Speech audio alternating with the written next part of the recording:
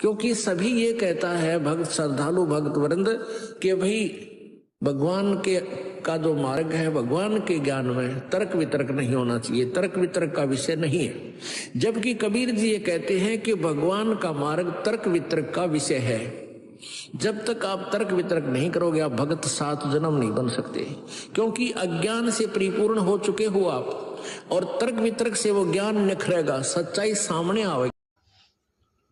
आज के बाद अगर किसी की निंदा चुगली व्यर्थ की, चाहे आपका कोई कितना ही बुरा कर रहा है, आपके विषय में आपके पीठ पीछे कोई कितना उल्टा सीधा बोल रहा है, भगत जी दास ने पहले भी कहा था, परमात्मा दास से उतना ही संदेशा दिलवाता है जितना दास को परमात्मा चलाता है। ये निंदा बिंदा का संदेशा जो आज आपको मिल रहा है, मैं पिछले 2 साल से रामचंद्र जी को सहन कर रहा हूं।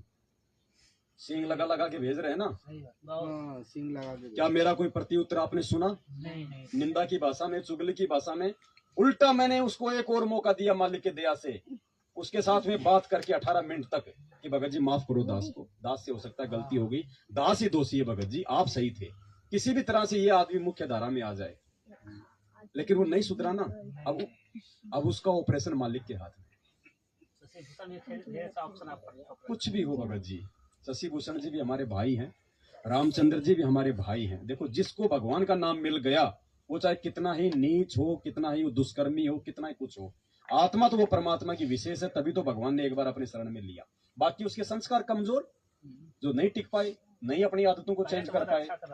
लेकिन हमारा प्रयास होना चाहिए, जब भी हम कभी उनसे मिले तो हमारी जो गर्दन है वो नीचे नहीं होनी चाहिए कि मैंने इसके प्रति ये बोल रखा है, मैंने इसकी पीठ पीछे इसकी ये बुराई कर रखी है। हमारी गर्दन नीचे नहीं होनी चाहिए, वरना हम अपने बाप को लज्जित कर रहे हैं, अपने गुरु को लज्जित कर रहे हैं। हम कभी भी मिले तो हमारा सीना फकर से सामने होना चाहिए।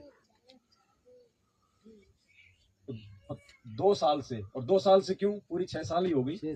मैनेजमेंट वाले भाई हमारे साथ में कौन सा अच्छा कर रहे हैं? हमने तो उनका हर जुल्म सहा ना भगत जी। क्या हमने उनको कोई प्रत्युत्तर दिया? सिर्फ जो सच था वो हमने कहा, क्योंकि आज हम वो जयदेव वाली भूमिका वर्तमान में वो नहीं कर सकते, क्योंकि हमने दूसरे भाइयों को भी जगाना है। आगे रास्ते में कोई सांप पड़ा है और कोई छोटा बच्चा जा रहा है, तो हम वहां पे जयदेव नहीं बन सकते। हमने उस बच्चे को बचाने के लिए उसको बोलना पड़ेगा कि आगे सरफ है भाई, उस रास्ते मत जा, वहां तेरी मर्यादा टूटेंगी, तेरे से राजनीति करवाई जाएगी, तेरे को भगवान का वहां पे जो वो दोषी बनाया जाएगा। लेकिन उन्होंने मुझे मारा, उन्होंने मुझे गाली दी, उन्होंने मेरे साथ में ये बर्ताव किया, ये हमने नहीं गाया कभी भी। हमने भक्तों को समझाया कि भैया इनका साथ दोगे तो देखो मर्यादा टूटेंगी, और साथ में ये परमात्मा का सत्संग की मालिक क्या कह रहे हैं